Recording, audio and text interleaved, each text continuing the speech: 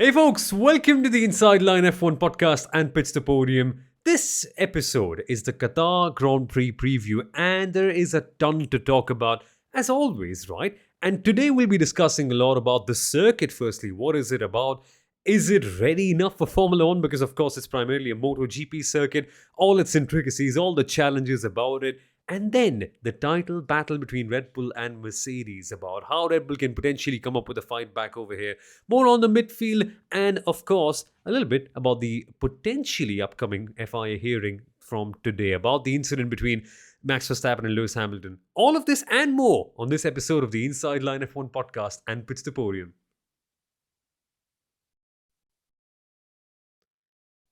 Hey folks, welcome back into the Inside Line F1 podcast and Pits To Podium. My name is Soumil, Arora, host of The Driving Force on Disney Plus Hotstar, joined by Kunal Shah, the former marketing head of the Force India F1 team. And Kunal, I just love the fact that this Formula One dream run continues, where we just end up going to every single circuit that we fantasy imagine Formula One to go. So Mugello, Imola, what else? Algarve. Now this, Qatar, it's amazing. All the circuits that a couple of years ago we used to drive on Assetto Corsa with Formula One cars are now happening in real life. And it's amazing to see Qatar on the calendar finally. I mean, we always thought, when will it be here? Finally, it's happened. Finally, it's happened. Yes. New circuit on the calendar. And this is after having new circuits thrown at us pretty much every other race last year. So it's great to have a new circuit. And like you said, it's traditionally a MotoGP circuit, and we're going to have the premier class of four-wheel racing go racing on that as well. So look out for all the MotoGP versus Formula One data that everyone's going to throw at you, top speeds and lap times and all of that. But yes, Soumil, Qatar, it's the first of the last three races that's going to be in the Middle East for the season. And my mind actually goes back to think of how, Formula One is spread out over Europe and over the Middle East, because you've got Bahrain, sometimes you've got Bahrain twice over, then you've got Qatar now. Of course, Qatar is not there on the calendar next year, but it returns with a 10-year contract in 2023, right? We've got the Saudi Arabia, and then we've got Abu Dhabi. So that's 40% of the races, 20% of the races on the calendar are in the Middle East yet. And that this influence is only going to grow, I would say. Yeah, exactly. Great to see so many other countries, like, as you mentioned, the UAE, Bahrain, all the others coming up. And now you can't quite say it's just a European sport, is it? You've got to give some influence to the UAE and the Middle East as how they've all come together and carved out pretty much a safe haven for Formula One. That whenever Formula One has to come up and have a set of races, it can always just fall back, of course, to Bahrain as it usually was, but now to these circuits as well. Great stuff to see that happening. But Kunal, in particular, this weekend we see the title battle continuing. We see Max versus Lewis happen yet again. But the circuit is a bit of a unique place to come to because, as we all mentioned, it's a MotoGP circuit. And yes, we have gone over that a lot of times, but the characteristics of it, for a MotoGP bike, it's a bit medium to high speed, but for Formula One, a lot of the corners are just pretty much flat out. And this will just offer a tremendous challenge, especially the whole turn 12 to 14 section, which essentially is an elongated version of turn 8 at Turkey, but in reverse. It's just amazing to see these kind of set of corners.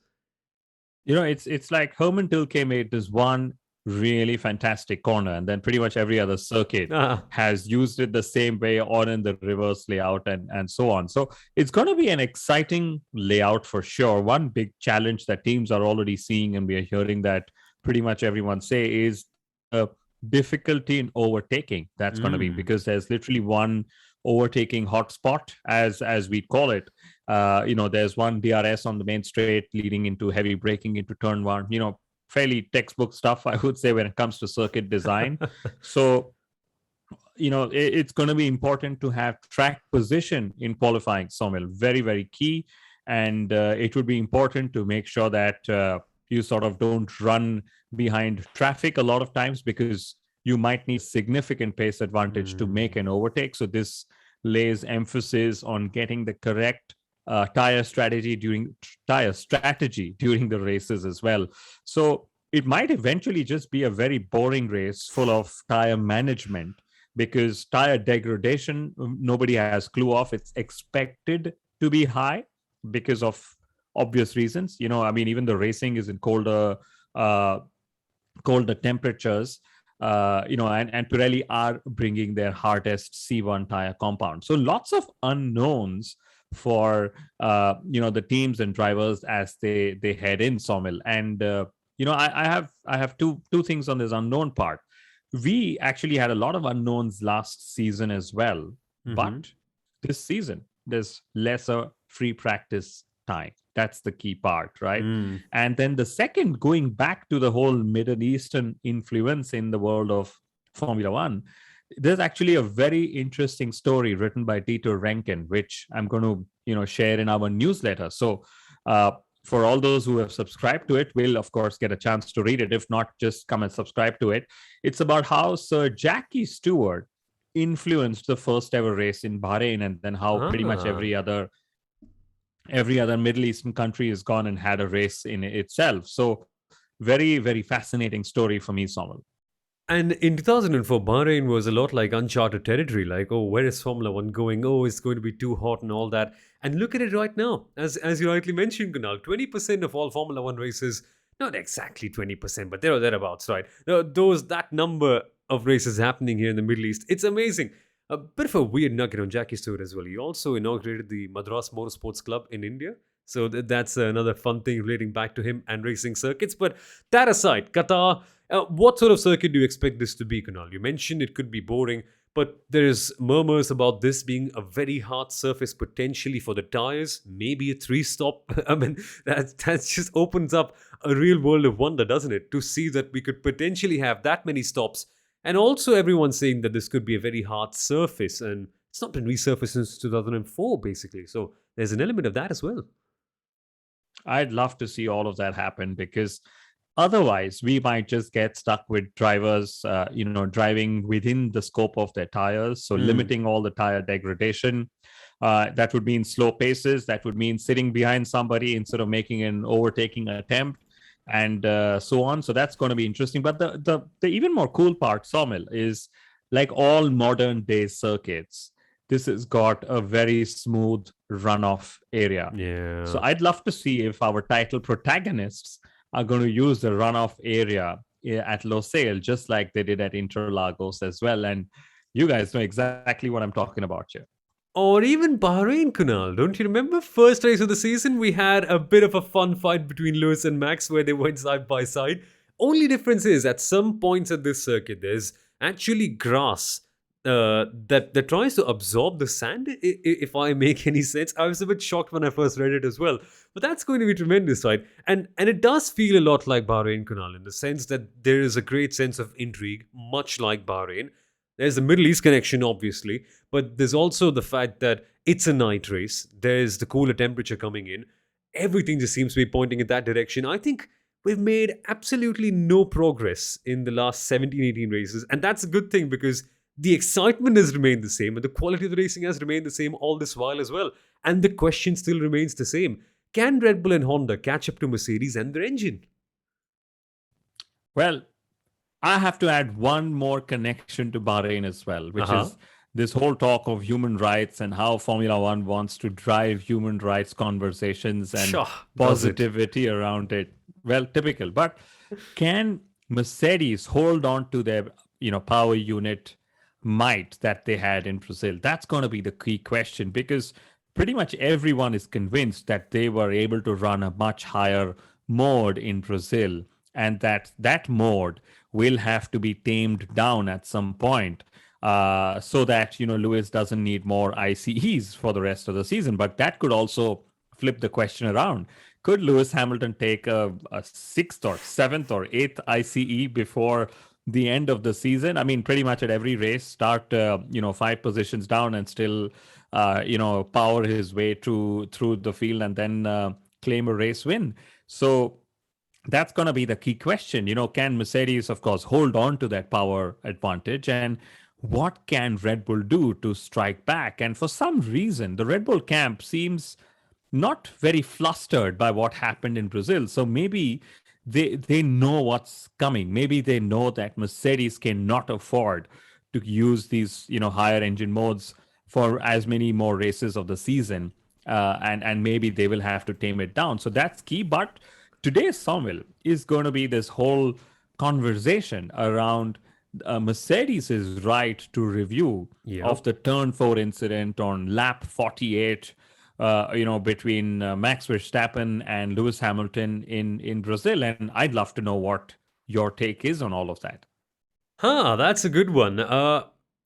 As I mentioned on that previous episode, I think I get why the FIA called this to be a racing incident, because obviously you want them to race, you want things to be settled out on track. But when I first saw the incident myself, I was thinking, well, isn't that a penalty? Didn't Max actually have a bit of a room? Again, I'm not a racing driver. I may be wrong. It's just my opinion. Kunal is the one who's actually done the racing here, so look at him for that one. I've just put you under the bus, Kunal, right here. But honestly, when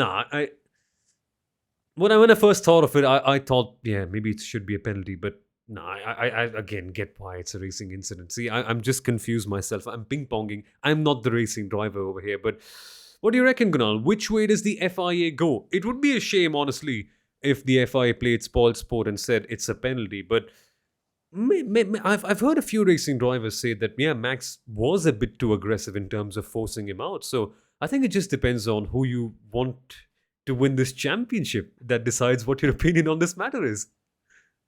That's actually very well said, because how one sees this matter totally depends on who one is supporting, even if you're Exactly. completely neutral. Human biases are at play full time. Absolutely. I can vouch for that, right? But the first thing, before we go into whether it was a racing incident or a penalty or not, given the new onboard that actually got released of Max Verstappen's, the first thing is, I like how Mercedes has requested for a right to review. And I like how the FIA's meeting today is about whether there should be a right to review. Because, the first thing I did is when I read Mercedes' statement, I went back to find the FIA notes, the official notes that they release about such incidents. And the truth is, they actually did not even investigate the incident. So there was no official FIA document around this. And that's when I thought that if it isn't investigated, how is it that Mercedes even has a right to review or not? Okay. And to me, that's the reason why the FIA said, first, let's meet to understand if there should be a right to review at all or not, right? Then the second big thing that happened was when FIA said that they did not have access to Max's on board when they were doing the whole, when they were dealing with the incident real time at the Brazilian Grand Prix.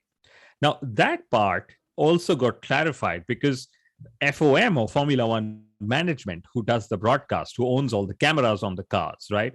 There are only certain number of limited feeds that they have at all times. And it seems that at that time, they only had access, during the race, they had access to Max's rear-facing camera for whatever reason, because Lewis was attacking from the rear, for example. It was only after the race that they could download the front-facing camera footage. That's why it wasn't available during the time that the FIA actually discussed this incident. So again, a very technical thing, right?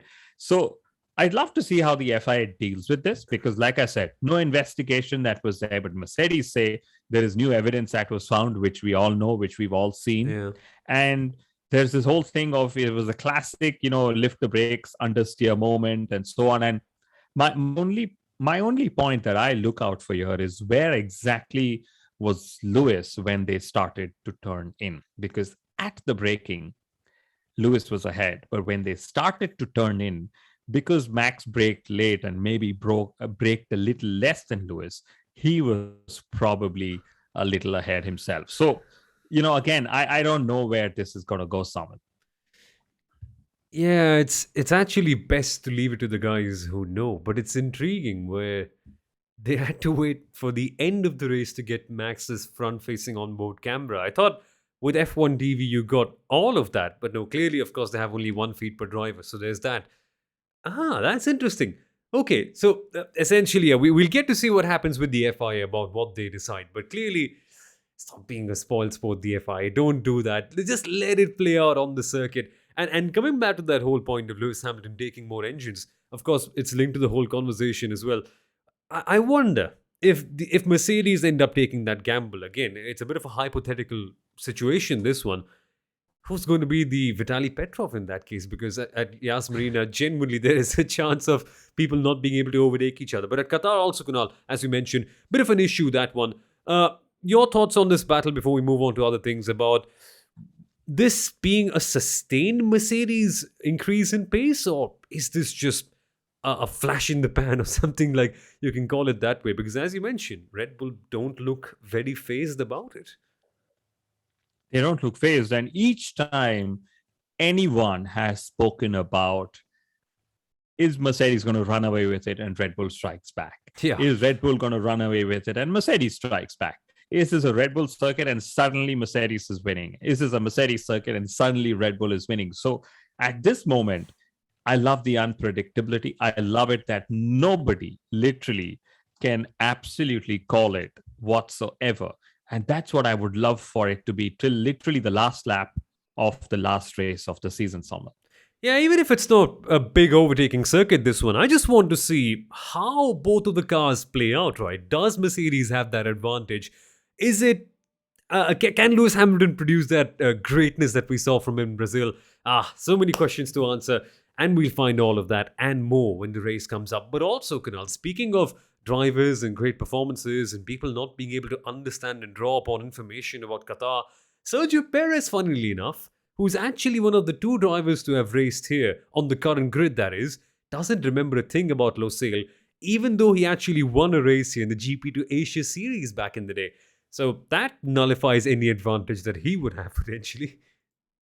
I I'm just sure that he knows the way to the podium. When he gets off the car and the Parc Fermé, from Parc Fermé to the podium. So let's hope that he is able to that little information that he probably has held somewhere in his memory. But yes, he's the only driver to have won out here from the current grid. The other one being Nikita Mazepin when he drove in the 2014 MRF series or something like that. Yeah. So not that I care much about the other driver, but yes, Checo Perez, can he be in the mix again?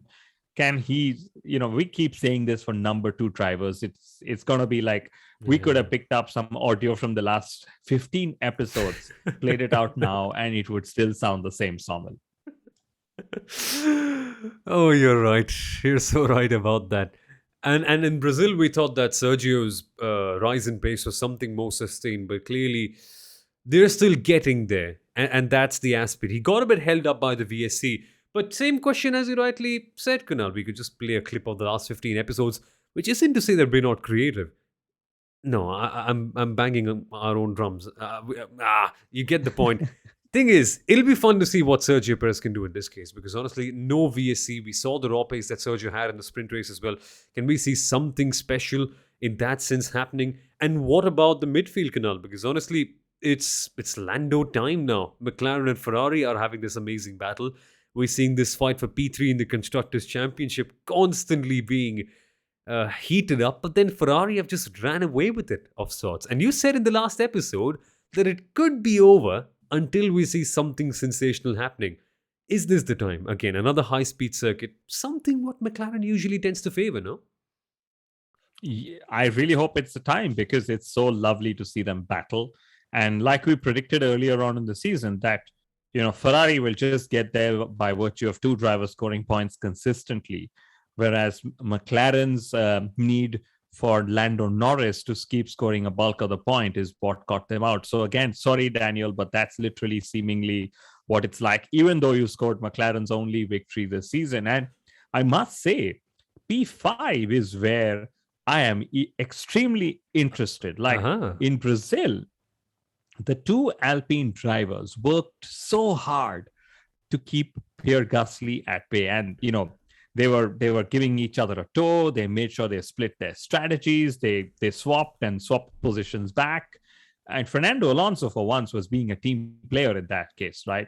But, Pierre Gasly still did his thing, and he overtook both the Alpines on track. So I'm looking forward to seeing if Pierre Gasly is able to keep Alpha Tauri ahead of Alpine, because that to me is a fantastic statement in itself. Because I remember, there were these really dominant seasons.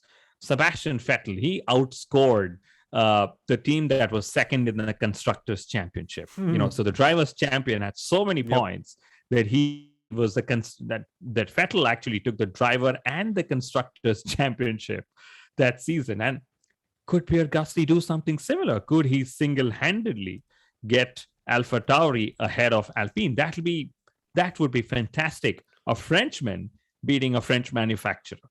And you know the fun part, Kunal, the reason why it's very possible is because they're fighting over positions like P8, P9, P10, but there's only marginal points. So in the last race, Gasly was 9th, Alonso 10th, Ocon 11th, which means that Gasly got 2 points, Alpine got 1. Even though both their drivers were not that far behind in terms of time as well. So it's amazing where Pierre Gasly could actually end up doing that in that case. And if you're wondering, well, what's the difference in terms of points between them? A grand total of nothing, Kunal. That's nice.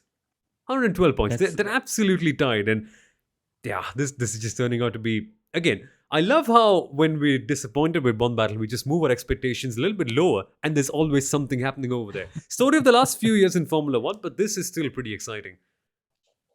It is. And, Pierre Gasly, the number of top 10 finishes he's had, the number of top 6 finishes he's had, we've done the stats in the previous episodes as well. He is really making a case for Red Bull to be like, okay, we need to figure if Gasly is probably going to be stronger than Checo Perez in 2023. Of course, it's several races ahead, but you never know if a mid-season swap could just happen in 2022. But finally, Soumil, the interesting part again for the Losail International Circuit, from the P1 at the start-finish line to turn 1 is 450 meters. Ooh. That's going to matter a fair bit, I would say. Hopefully, you guys know what I'm talking about. Slipstreaming and toes and all of that. 2, 3, 4 cars entering the corner. Then, of course, the key sessions that matter will be held after sunset. So they will be in cooler conditions. The track will be cooler. The ambient temperature will be cooler. Whereas all the practice will happen when it's, of course, warmer through the day. So, again, that interesting to see how teams and drivers adapt to such kind of circuit characteristics. Of course, it's not new. Like we've been saying, it happens in Bahrain. It happens in Abu Dhabi as well. So all in all, a step into the unknown for all of us this weekend, Soumil. So are you telling me, Kunal, that the driver in P3 might just have the best chance of leading at turn 1? There could be one, something like that. Who knows how it's going to play out? And the amazing part is, even if the driver leading at turn 1 gets away at the start, you know for a fact that there'll be some sort of drama in the middle. That's what's characterizing the 2021 F1 season, and we want to see more of that in Qatar. And folks, thank you for listening to this episode. That's all we have for now, but we'll join you on Monday morning, essentially everywhere around the world, where we'll come up with the race review for the Qatar Grand Prix and also the verdict on the FIA's decision about the Bahrain race. So stay tuned for that one. See you right there. Thank you for watching. Thank you for being a part of this episode, Kunal. And we shall see you in a couple of days. Enjoy the weekend.